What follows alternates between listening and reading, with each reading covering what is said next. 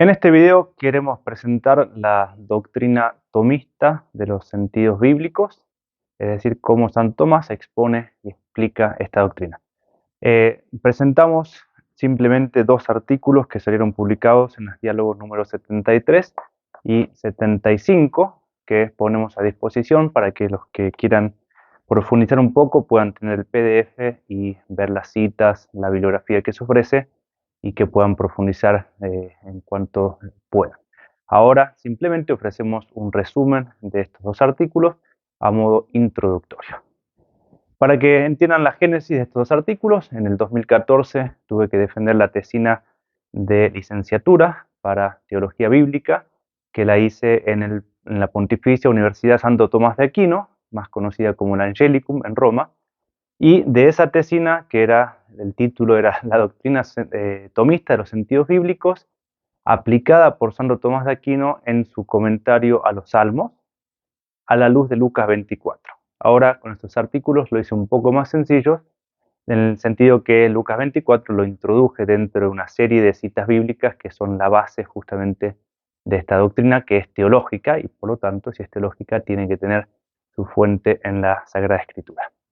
En la diálogo 73, entonces, vemos la parte más teórica, porque luego, en el próximo video, si Dios quiere, vamos a presentar la aplicación de Santo Tomás de esta doctrina en su praxis exegética, o sea, al comentar libros bíblicos, como él usó esta doctrina de los sentidos bíblicos. En este artículo presentamos entonces, en primer lugar, las fuentes de esta doctrina, que obviamente, como dijimos, es la Sagrada Escritura, los santos padres. En el medioevo también hubieron muchos maestros que Santo Tomás siguió, y él logró terminar un resumen que se fue elaborando con el paso de los tiempos, y esa doctrina fue asumida por la Iglesia, y por eso presentamos también como fuente de esta doctrina o como complemento las intervenciones magisteriales sobre el tema, que siempre hacen referencia a Santo Tomás de Aquino, y mencionamos un par de disputas modernas sobre este tema como para completar la presentación. Luego presentamos los 5 textos clásicos de los cuales se saca, por así decirlo, la teoría de Santo Tomás de Aquino sobre los sentidos bíblicos. Él nunca escribió un libro sobre el tema, sino que en diversas obras se encuentran textos en los cuales él de algún modo u otro va presentando este tema. Y por lo tanto, nosotros en este artículo analizamos cada uno de esos textos para ver de qué está hablando Santo Tomás, en qué contexto hay que entender lo que dice sobre los sentidos bíblicos y ver los puntos que se pueden sacar en limpio de cada uno de estos textos. Al final presentamos un intento de síntesis con definiciones que fuimos armando, tratando de decir todo lo que Santo Tomás dice sobre los sentidos bíblicos, pero buscando una definición, es decir, que no se repita y que sea lo más estricta y precisa posible. Al final vamos a plantear algunas cuestiones que completan todo esto, pero que un poco sobrepasan porque nos estamos concentrando en el pensamiento de Santo Tomás de Aquino.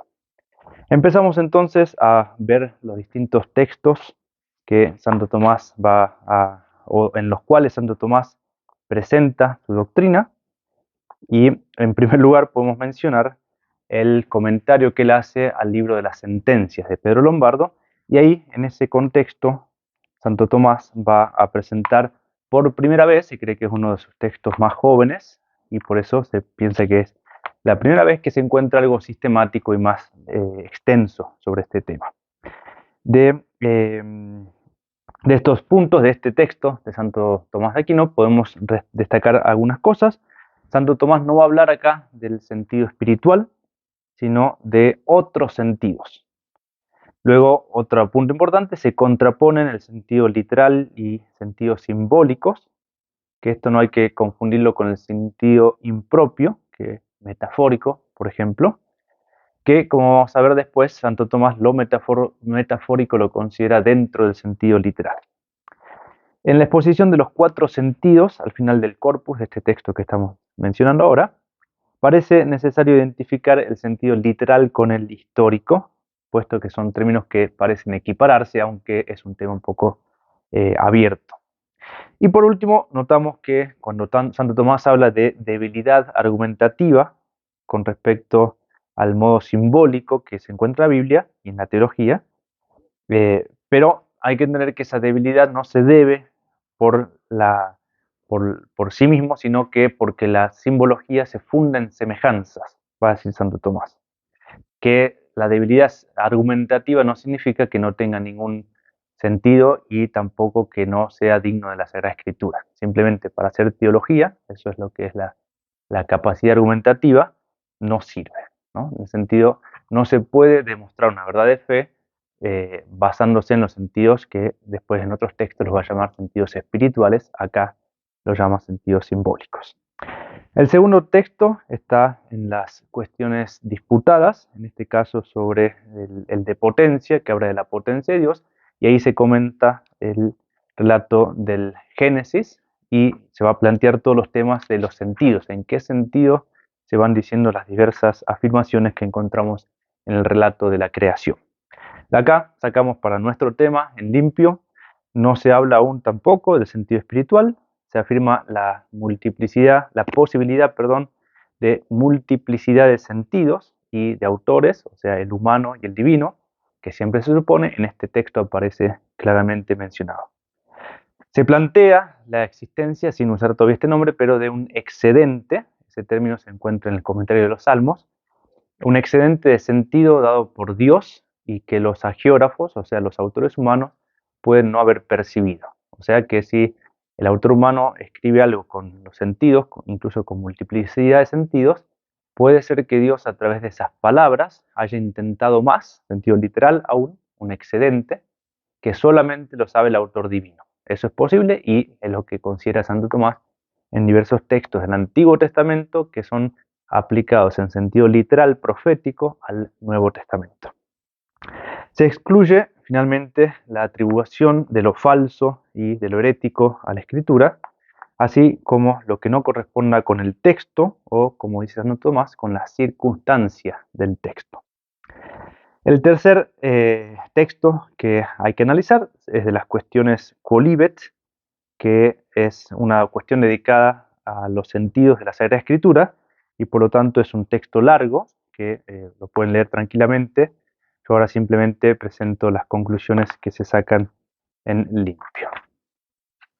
Bien, de este texto, que son 3 artículos muy específicos sobre el tema, puedo decir simplemente que se establece el principio de distinción entre sentido literal y espiritual, es decir, significación por medio de las palabras. Ahora en las definiciones explicamos un poco más, ese es el sentido literal, o significación por medio de las cosas, de las realidades, eso es lo que se llama el sentido espiritual. Se justifica en este texto y se funda la existencia de 4 sentidos diversos en la Sagrada Escritura y se va dando precisiones sobre cada uno de los sentidos y la relación que se puede dar entre ellos. Se afirma que, con claridad, que el sentido espiritual es dado exclusivamente por Dios y no puede ser dado por el agiógrafo. Es decir, el sentido espiritual, así como lo entiende Santo Tomás, en este contexto de los sentidos bíblicos, como lo entiende la Iglesia Católica, es solamente una cosa que puede dar Dios, ¿no? En otros textos humanos no se puede encontrar propiamente este sentido espiritual, así como Santo Tomás lo entiende, porque el autor no es divino, ¿no? Hace falta que sea Dios el autor principal, como sabemos en la Escritura, para que puedan existir sentidos espirituales, así como lo entiende Santo Tomás de Aquino. Además, se hacen algunas distinciones importantes, como aquellos 3 estados del pueblo de Dios: sinagoga, iglesia militante e iglesia triunfante, o entre aquellas verdades destinadas a creerlas o verdades destinadas para el obrar. Y por último se dan algunos sinónimos, como por ejemplo literal, sería lo mismo que histórico, o al menos semejante. Alegórico, también se le puede llamar típico, o el sentido moral, también se lo llama tropológico, ¿no? De modo como un sinónimo. Bien, el cuarto texto es un comentario que hace Santo Tomás, en el comentario enorme que tiene sobre las cartas paulinas, y en la carta a los Gálatas, Santo Tomás va a explicar el texto de San Pablo, que a su vez explica una alegoría o declara el sentido alegórico de Israel y Ismael, ¿no? Ismael sería el símbolo del pueblo judío e Israel es el símbolo de los gentiles. Después pueden ver más en concreto a qué se refiere todo este texto de San Pablo y también cómo Santo Tomás toma de ahí para explicar más claramente la doctrina de los sentidos bíblicos. Destacamos simplemente que se esclarece más el significado y el uso del término alegoría. Se habla de una doble significación literal, que esto es muy importante para no confundir, una significación propia y otra impropia, o sea, según la propiedad de la locución o por similitud, como podemos decir, por ejemplo, metafórica. Ambos son distintos modos del sentido literal y eso es un concepto que muchas veces se presta a confusión. Otra vez hallamos aquí expuesto el fundamento de la primera distinción entre literal y espiritual, significación a través de palabras, sentido literal, significación a través de realidades, cosas, las cosas mismas son las que significan otras posteriores.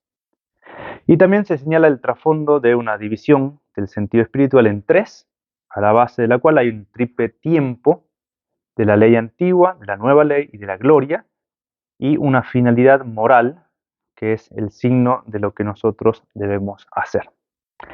El último texto que presenta Santo Tomás lo encontramos en la Suma Teológica, en la primera cuestión, artículo 10, que ahí se habla de los sentidos bíblicos en la introducción de la Suma Teológica. Recordemos que esta cuestión es como independiente de toda la Suma y trata de introducir toda la obra teológica que encontramos en la Suma Teológica.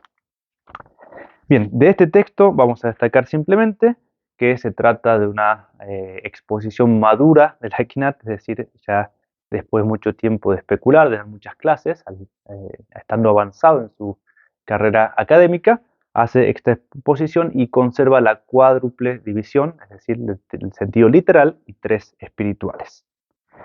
Se lleva a cabo la refutación de las objeciones más importantes contra la multiplicidad de los sentidos y también contra el sentido espiritual, como por ejemplo que el sentido espiritual es débil para argumentar y se vuelve a refutar esa objeción. Nuevamente se señala la distinción al interno del sentido literal, propio y figurado o impropio. Se refieren a algunos modos literales, histórico, etiológico, etc. Y se ofrecen algunos ejemplos concretos de textos bíblicos que se deben entender en sentido literal propio, impropio o alegórico, etc. Y finalmente destacamos el importante principio que se establece de que nada hay necesario para la fe que se contenga bajo el sentido espiritual que la escritura no traiga por el sentido literal en otra parte de modo manifiesto. Es decir, incluso aceptando que el sentido espiritual no sirve para argumentar teológicamente, hay que decir que las verdades necesarias para salvarse, si están indicadas en sentido espiritual y no sirve ese sentido espiritual para argumentar, esas verdades están en otros lugares de la Biblia en sentido literal, inmediato, evidente, y justamente Dios revela en ese sentido literal para que los hombres tengan el conocimiento necesario para salvarse. Pasemos al segundo punto en este intento de síntesis. Ofrecemos algunas definiciones de los sentidos, de los cuatro sentidos bíblicos, y luego vamos a mencionar algunos principios que se pueden ir extrayendo de estos textos que fuimos viendo y que de algún modo complementan el modo de tratar la Sagrada Escritura con esta búsqueda de los sentidos bíblicos. Bien, la primera definición, el sentido bíblico literal, ¿no? Que es la más rica, la más importante porque es la base y es justamente lo que fundamenta toda la doctrina de los sentidos espirituales, pero también la labor exegética y teológica que se funda en el literal, tiene que tener en mente estos elementos que, como dije al inicio, tratamos de expresarlos del modo más conciso posible, pero no dejando fuera ninguno de los elementos que Santo Tomás de Aquino menciona. Sentido bíblico literal es la significación por medio de las palabras bíblicas, ¿no? Importante decirlo, que estas palabras tienen que ser entendidas rectamente en sí en sí misma, o sea, las palabras mismas hay que entender lo que se dice, hay un montón de implicancias en este principio, en su contexto inmediato y lejano, y en la ortodoxia. Es decir, nunca un sentido literal puede ser contrario a la fe, ¿no? También tiene muchas implicancias, los dejamos ahí para seguir con la definición. Y entonces, significación por medio de las palabras bíblicas, rectamente entendidas en sí, en su contexto y en la ortodoxia, según la intención, muy importante, la intención del autor humano y del divino, otra indicación más profunda, sea de modo propio o impropio. Como dijimos, el sentido metafórico, por ejemplo, es un sentido literal. Si yo digo que el sol ríe, no, y si bien estoy usando un lenguaje simbólico, eso no es sentido espiritual, es sentido literal, metafórico, o sea, impropio. Estoy con las palabras, a través de un recurso literario, estoy indicando realidades. Sentido espiritual sería que el sol, por ejemplo, sea símbolo de Cristo, que la cosa que yo indiqué con las palabras, eso tenga una función significativa, que no es lo propio de las cosas, las palabras son las que significan otras cosas, pero el sentido espiritual hace esa diferencia. Bien, sentido bíblico espiritual, leo la definición, se tendría que entender ya con mayor facilidad. Significación por medio de las realidades significadas por las palabras de la Biblia según la disposición del autor principal. Es decir, no son las palabras las que indican, o las que indican de modo inmediato, sino que las palabras de la Escritura indican realidades, pueden ser cosas, personajes, instituciones, que adquieren una significación por voluntad divina. O sea, Dios quiere que el cruce del Mar Rojo signifique la liberación realizada en el bautismo. Dios quiere que los hechos del Antiguo Testamento tengan una significación específica relacionadas a las cosas del Nuevo Testamento, por ejemplo. Bien, y luego empieza esta distinción de los tres sentidos dentro del sentido espiritual. Hay que hacer una triple distinción y por eso dan los cuatro sentidos bíblicos. El sentido alegórico, ¿no? Que muchas veces algunos padres de la iglesia usan de modo como un sinónimo de sentido espiritual y alegórico. Acá, en esta exposición, hay que entender que es uno de los sentidos espirituales, se le puede llamar alegórico, y esta es la definición que podemos dar. Sentido bíblico espiritual por el cual unas realidades anteriores en tiempo o naturaleza significan otras posteriores en sí mismas consideradas. Ahora vamos a explicar esta última distinción que hacemos porque es justamente lo que hace diferir los otros sentidos. Y dimos un ejemplo, el cruce del Mar Rojo puede significar la realidad, el hecho histórico, significa otra realidad posterior en el tiempo. Si vamos al maná, no solamente es en el tiempo, sino que la Eucaristía es una realidad posterior o superior en naturaleza. Bien, eso es el sentido alegórico, que es normalmente lo que uno entiende por sentido espiritual.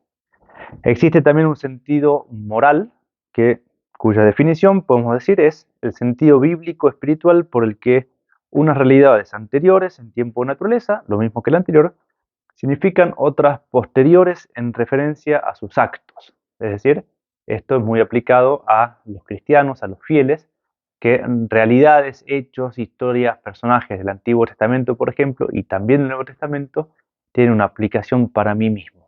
¿Sí? Incluso, por ejemplo, en el Nuevo Testamento, si Pedro se arrepiente, el hecho, la historia de eso no es solamente una historia que me da información, sino que se aplica a mi vida espiritual.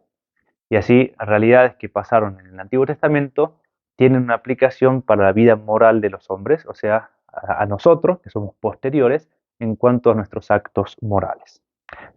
El sentido anagógico es un sentido bíblico, espiritual, por el cual unas realidades anteriores en tiempo y en naturaleza significan otras posteriores en cuanto últimas, y justamente es todo lo que se puede referir del Antiguo y Nuevo Testamento a los tiempos últimos, sea al Apocalipsis, al último juicio, sea a las realidades eh, del cielo, a la salvación, al infierno.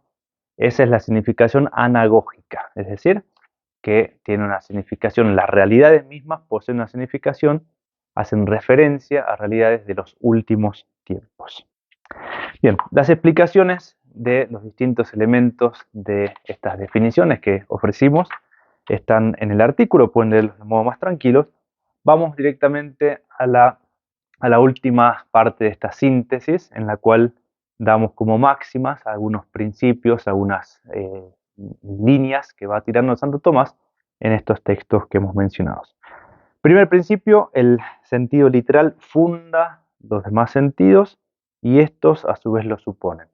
No se puede especular con un sentido espiritual si es que no hay una base en el sentido literal, y dicho de otro modo, el sentido literal debe fundar a todos los sentidos espirituales.